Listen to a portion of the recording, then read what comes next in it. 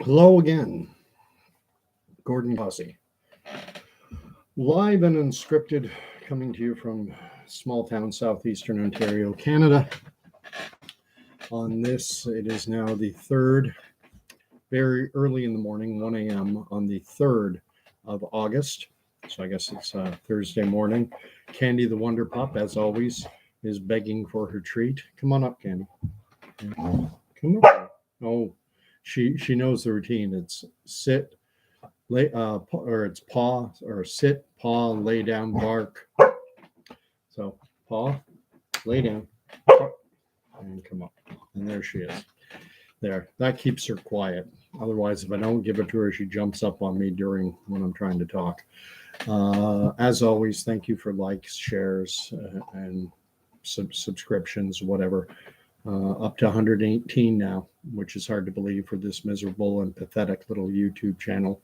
Normally, I do these from my living room, dining room area, but the lighting isn't the best, and so I moved into our spare room, bit of a junk room. So pardon me.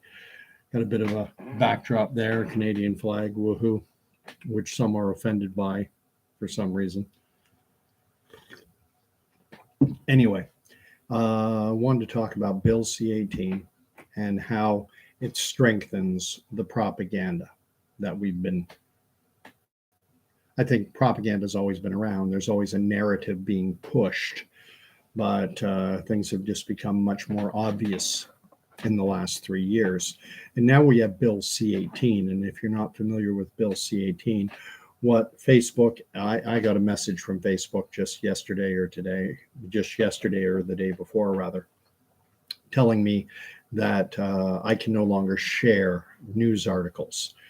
I don't think I can share any news articles. I'm not sure if it's fixated just on Canadian news articles or even international articles. I imagine it's only Canadian articles, Bill C-18.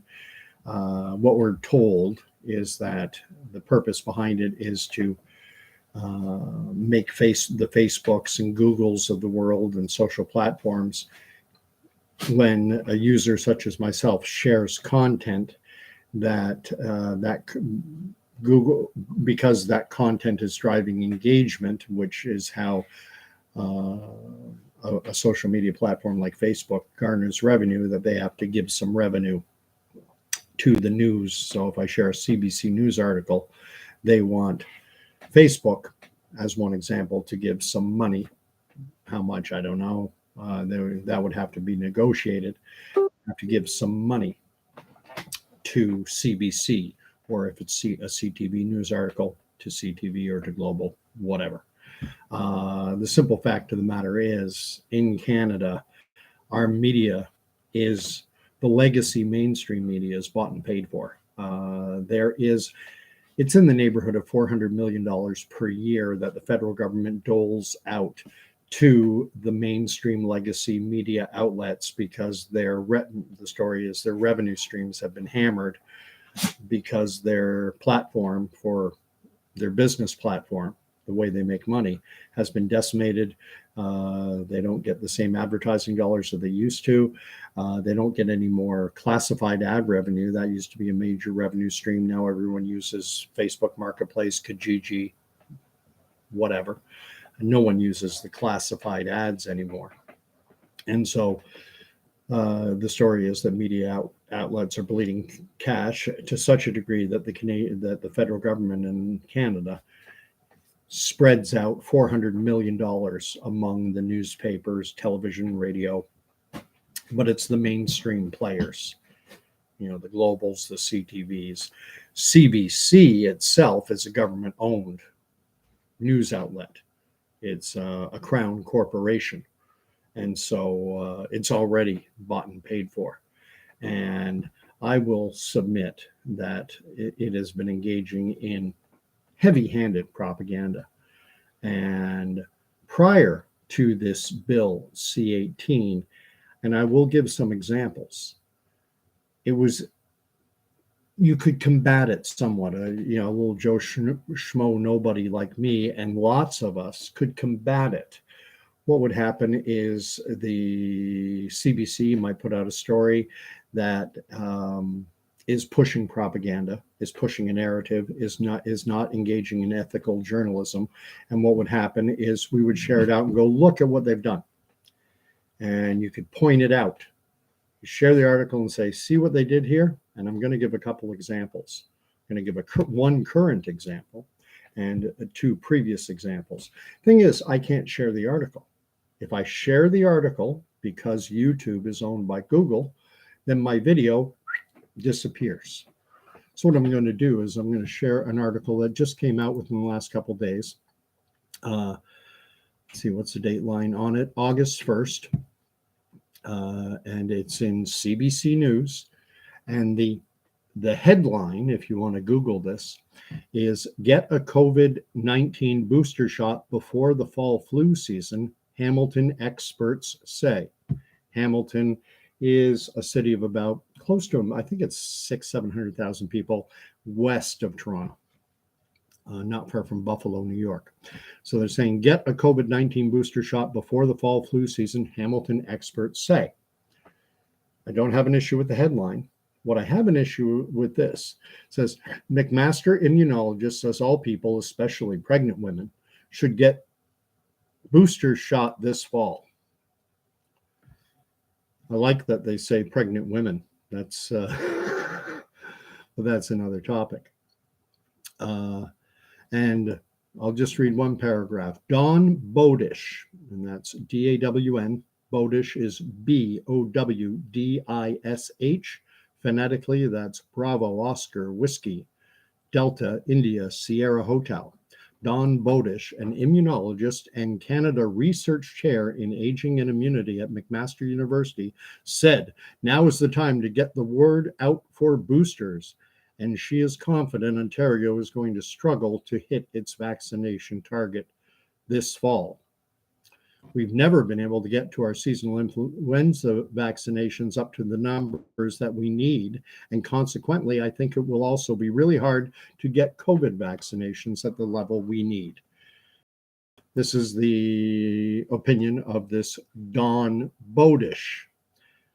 Who is she? I did a simple Google search. And what I came across, and I'm going to share it in the comments, is an article from a website, lung.ca.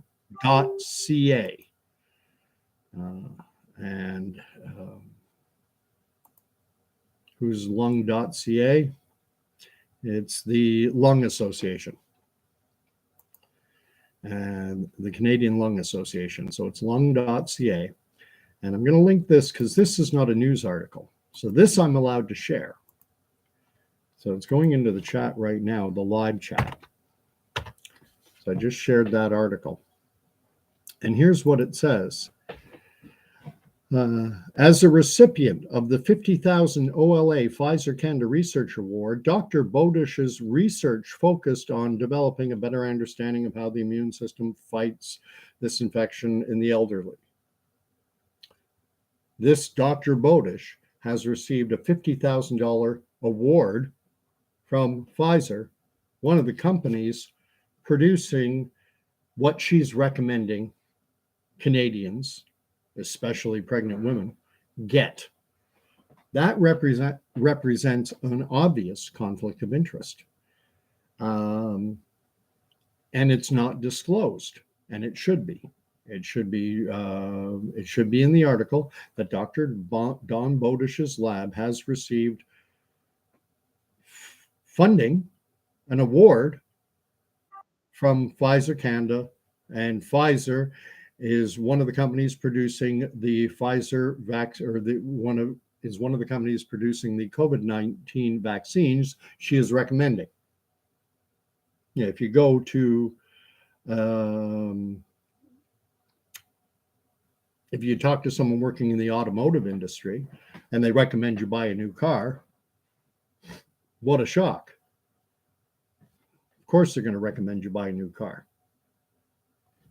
And someone whose lab has received awards from companies like Pfizer, and that was just one check. Goodness knows, maybe her lab has received funding from other pharmaceutical companies.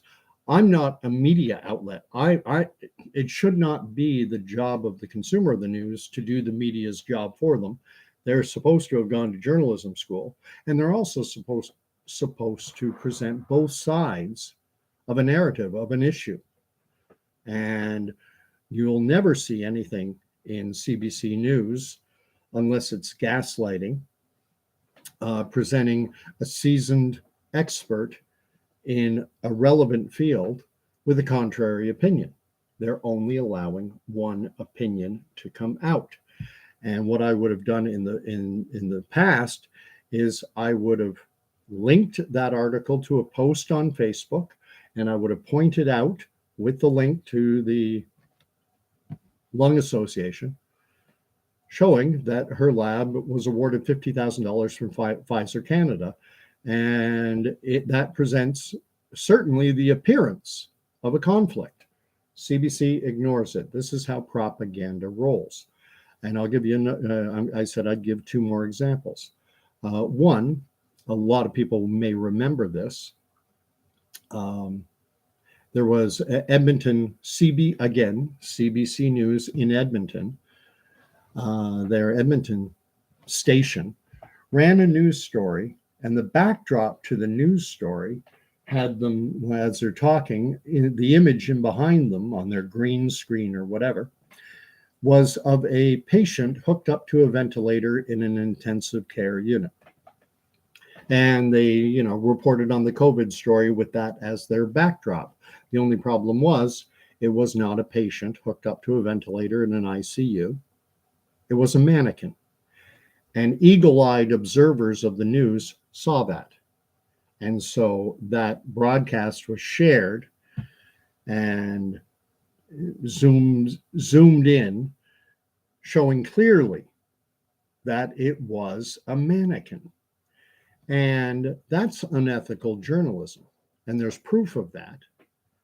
The proof of that is the fact that once it was pointed out, because so many people shared that, because it went somewhat viral, the director of CBC News Edmonton was forced to issue a formal apology. And what he said, we made a mistake. It was an error in judgment. I call bullshit. That was no mistake. That was no error in judgment. That was done intentionally because the image served to drive the narrative they were pushing, which was fear. Do as we say, or this could happen to you. That's a mannequin. I'm going to turn into a mannequin if I don't do as you tell me. They could have used that image.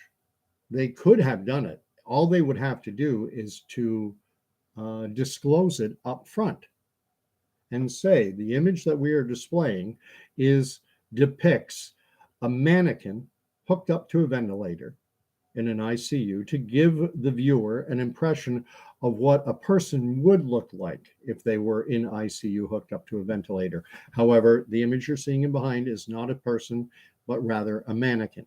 They didn't do that. And the director of CBC News Edmonton can call it a mistake, an error in judgment. That to me is either A, he's lying, or B, he didn't take journalistic ethics 101. This is the media situation, but in the previous world, we could share that out and it could go somewhat viral. The next example is even worse. In September or October, I think it was October of 2021. I'm pretty sure it was October. It was 2021. Pretty sure it was October. A child, 14 years of age, dying of stage 4 inoperable terminal brain cancer in a palliative setting, meaning palliative is end of life care. When you know a patient is terminal, dying, that there's no hope, they're quite often put on something like a morphine drip, where they can self-administer morphine, and the object is to keep the dying person as comfortable as possible before their fully expected passing. And this young lad's name was Nathaniel. Spitzer or Spitzer, Spitzer. And it's tragic. And it's the death of a child is always tragic. But what Alberta Health Services did, and CBC, CTV, Global, the mainstream media outlets abetted what they allowed to happen, was, in my not so humble opinion, it was fucking criminal. And I'm sorry for swearing, but that's the way I feel about it. What they did was Dina Hinshaw, who was the head of Alberta Health Services, their top chief medical officer of health, she gave a press conference announcing that the province of Alberta had just experienced its youngest ever death due to COVID. Now, she stressed the fact, or she made mention of the fact, that the child who had died, that they did have underlying health conditions, but she called it a COVID death. And some of the press took her to task and complained about her. Even medical professionals complained and said, why are you highlighting that the child had underlying health issues? It was a COVID death. We need to get that message out. We've got to, drive that home, hammer it into the subconscious brains of the stupid population. And what happened was young Nathaniel Spitzer or Spitzer, I wish I knew how to pronounce his last name. I'll just say Nathaniel. Nathaniel had two older sisters, and they did not like what was happening. They knew that Dina Hinshaw was, she didn't name the individual, but they knew she was talking about their brother. And they knew that their brother had not died of COVID, that he had died of stage 4 terminal brain cancer. And what they had done is 2 days before this child's fully expected tragic passing, they subjected this child in a palliative care setting to a nasal colonoscopy. I've never had one done, but I know tons of people who have. Incredibly invasive, incredibly uncomfortable. And they did this to a dying child. That is fucking disgusting. And so the sisters went to the legacy media. They complained to CBC, CTV, Global, and said, why are you reporting that our brother died of COVID? He didn't die of COVID. And they ignored them. So for a news consumer, all we knew was that Alberta, and this was just before the COVID jabs were authorized to be given to children. Oh, what a great marketing opportunity. What a great chance to propagandize the population. Doctors who, who have received undisclosed sums from pharmaceutical companies are saying, oh, yay, payback time for giving my lab $50,000. Disgusting. But it came out. And the reason the story came out is because a non-mainstream media outlet, publication, or a media organization called the Western Standard did listen to these two sisters, and they ran the story. And then what happened? It got shared virally on Facebook, Twitter, Instagram. It blew up. And then the legacy media and Dina Hinshaw, they couldn't ignore it anymore. And what did Dina Hinshaw say? She, like the director of CBC News in Edmonton, she said, well, we made a mistake. It was an error in judgment. And again, bullshit.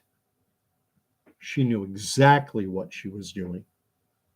She was propagandizing the population, weaponizing the tragic death of a child to sell a pharmaceutical product. And it's only because The only reason that came to light, was because Canadians were able to go on the internet, onto their Twitter, their Facebook, their Instagram, their Parler, their whatever, and blow it up. Bill C-18 now, thanks to Bill C-18, we can't do that anymore. I can do my little YouTube video for now. My understanding of the legislation, though, is that it could be used to suppress user-generated content. So if I want to just type something without any links, or put out a YouTube or a Facebook Live or some type of video or whatever, well, or write a Substack or a blog posting, well, that too, my understanding of the legislation, it could be used to suppress that. And then what are you left with? The only news that anyone will see in the vast majority of cases is what the government approved messaging is. And as we have seen repeatedly, the government messaging has so often been full of nothing. It's lies, lie after lie after lie. The COVID jabs will provide long-lasting, sterilizing immunity to infection and will prevent transmission of the virus. And this is our ticket back to normal. That was fiction, but it was unchallenged fiction. I shouldn't say that. It was challenged. It was challenged. We could share news articles and we could point out the flaws we could point out the fact that they're saying it's safe and effective, and yet they have no long-term safety data. What's the long-term safety profile? We don't know. We have no long-term safety data. No one's had this shot in them for 5 years. We don't know. mRNA has never been used before. This is the first time it's ever been authorized for human use. We'll find out in 5 years. Meanwhile, the World Health Organization is reporting, watch Dr. Oh gosh, I should remember the guy's name. There's a doctor, professor of nursing out of the United Kingdom. Maybe his name will come to me at some point. It's not coming to me. And he has he had a video out within the last 24 hours showing directly from the World Health Organization, them reporting on the significant increase in excess deaths over and above what would be normally expected. What's changed? And so this is a scary world. I mean, I'm going to make the comparison because it's the most, I mean, what was the most propagandized population in the last 100 years or so? I think there's been a lot. I think it happened a lot under Franco's Spain, certainly in the Soviet Union. We know what happens in China currently, but everyone defaults to Nazi Germany when they propagandize their population. And they had an institution called the Kaiser Wilhelm Institute of Anthropology, Genetics, and Eugenics. It was an educational institute, financed in part, some of their funding came from the Rockefeller Foundation in the United States.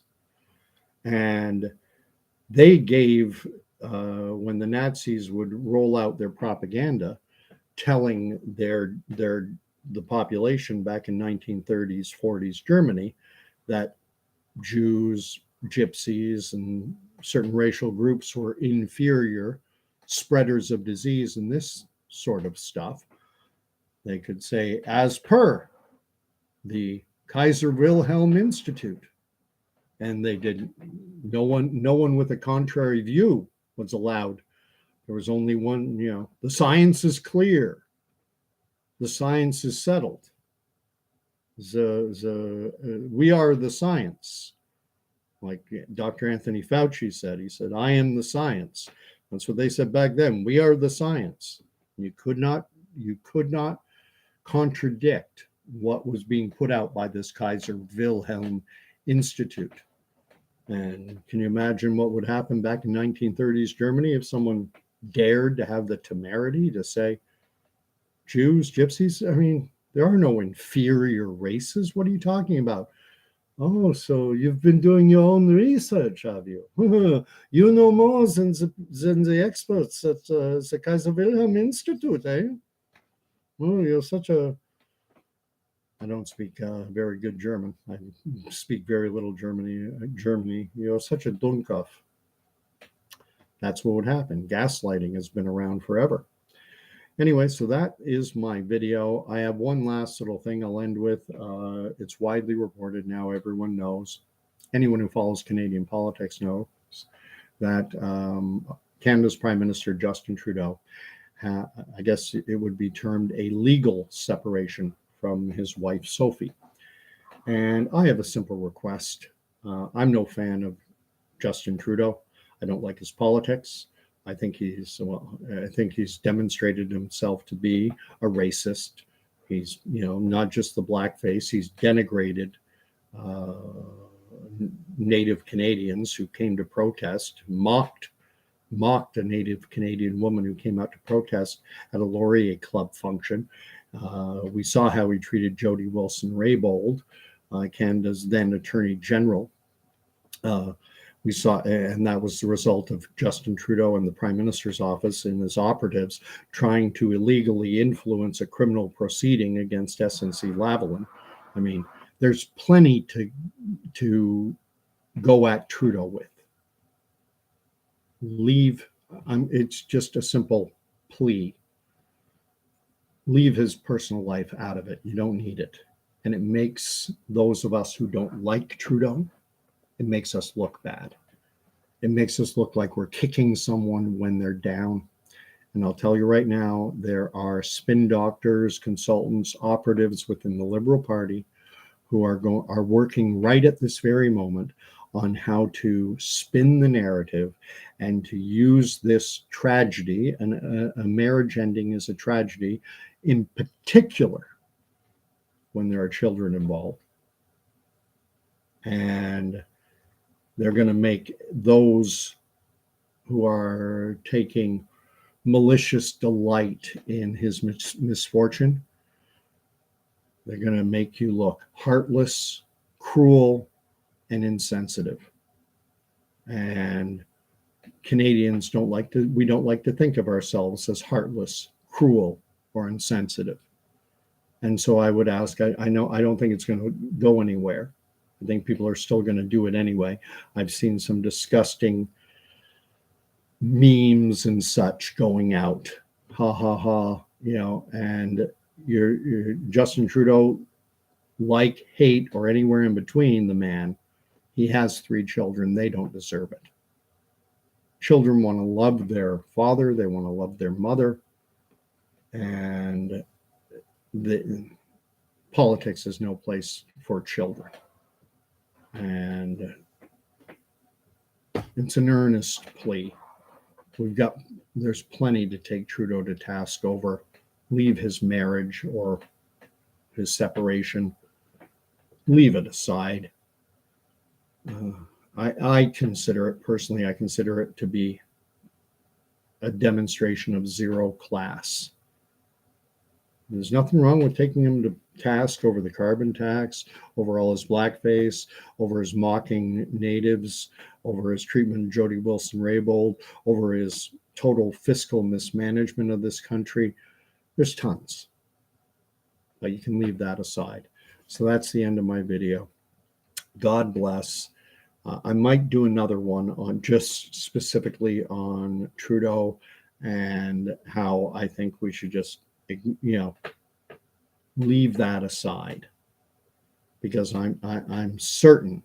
I mean, my little video isn't going to move the needle 1 millimeter.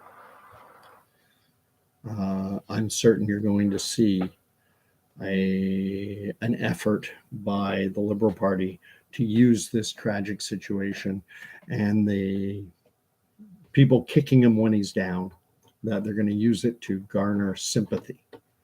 And a lot of people base their vote on emotion, not, a lot of people simply don't have time to pay close attention to the political scene. They're too busy working, paying the bills, socializing, looking after their kids, raising their kids. There's so much going on. The news is background noise. But something that tugs on the emotional heartstrings, well, that gets paid attention to. So I'll leave it there. Maybe do a video just on that tomorrow. Good night. God bless. Thank you for likes. Thank you for shares.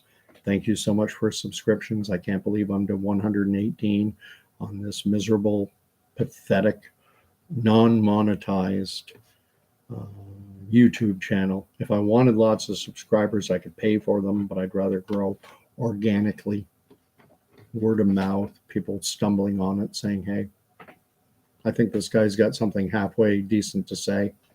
I'm going to subscribe. So anyway, appreciate it, and good night, and God bless.